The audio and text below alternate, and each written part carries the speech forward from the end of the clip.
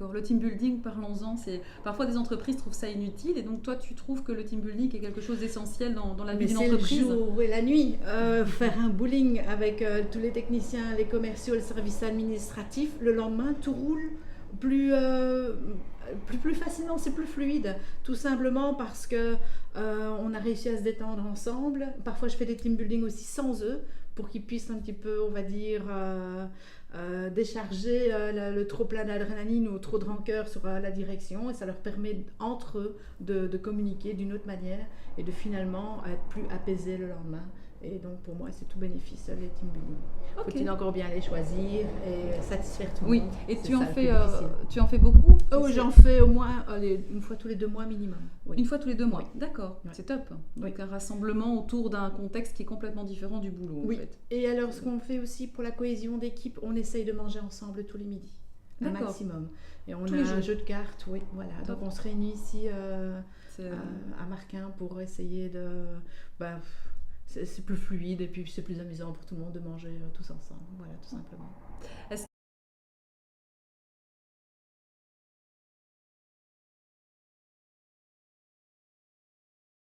S'adapter comme d'habitude.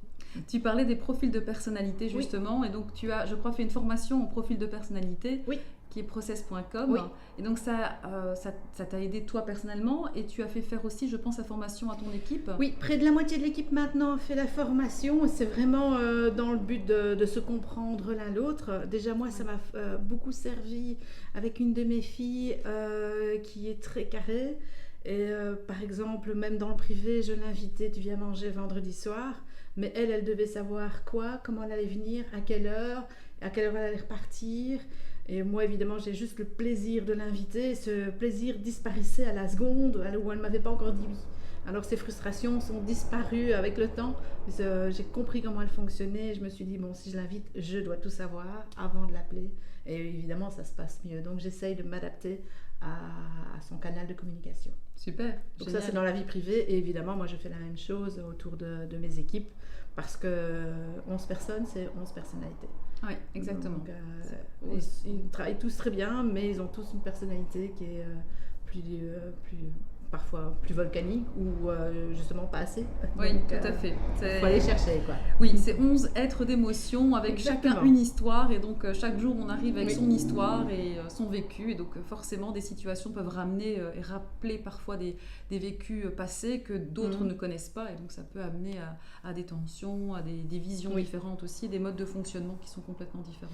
Mais une fois qu'on a la formation, on comprend tellement plein de choses que finalement on se dit il est comme ça, on va le laisser comme ça, on ne saura pas le changer si on essaye de s'adapter.